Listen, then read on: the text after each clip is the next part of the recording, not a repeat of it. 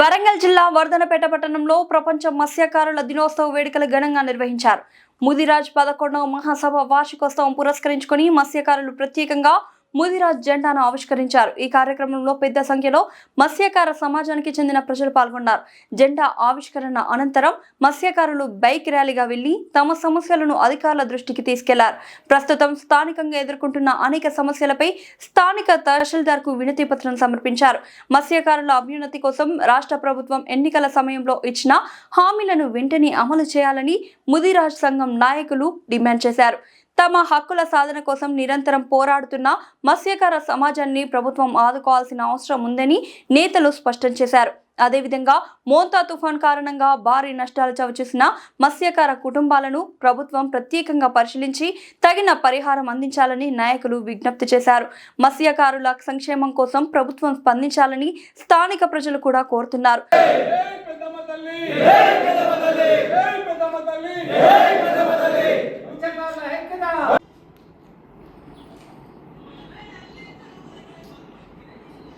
Okay.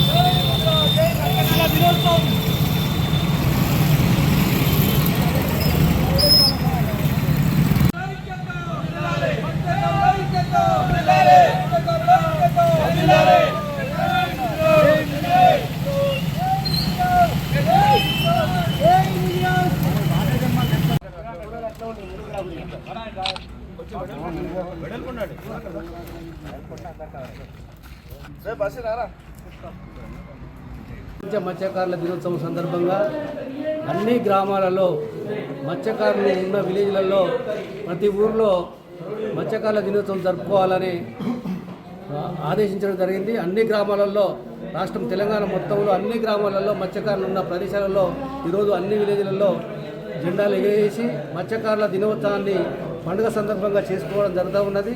అందులో భాగంగా ఈరోజు మత్స్యకారులకు ఉండే సమస్యల మీద మరి గవర్నమెంట్ కూడా కొన్ని వినతి పత్రాలు ఇవ్వడం జరిగింది. మొన్న 30వ తారీఖు నాడు జరిగిన బీభత్సమైన వర్షం కారణంగా అన్ని చెరువుల నుండి చేపలన్నీ బయటికి వెళ్ళడం జరిగింది. మరి ప్రభుత్వాన్ని కూడా మనం కోరేది ఏంటంటే చేపలన్నీ చెల్లల్లో ఇప్పుడు అన్నీ లేకుండా పోయినాయి. మరి మత్స్యకారులకు ఉపాధి లేకుండా పోయింది సందర్భంలో మరి మత్స్యకారులకు ఉపాధి విధంగా ఇప్పుడు ఏదైతే పంట నష్టం ఏ విధంగా ఇస్తున్నారో చెరువులలో కూడా నష్టపరిహారం చెల్లించాలని మా మత్స్యకారులందరి తరఫున మీ అందరికీ కోరుతున్నాను. మరి రాబోయే రోజులలో మత్స్యకారుల విషయంలోకి వస్తే మరి మత్స్యకారులకు ఇళ్ల విషయం కానీ ఇంకే విషయంలో కూడా ఆదుకొని మరి ప్రభుత్వం ఆదుకోవాలని కోరుతున్నాము.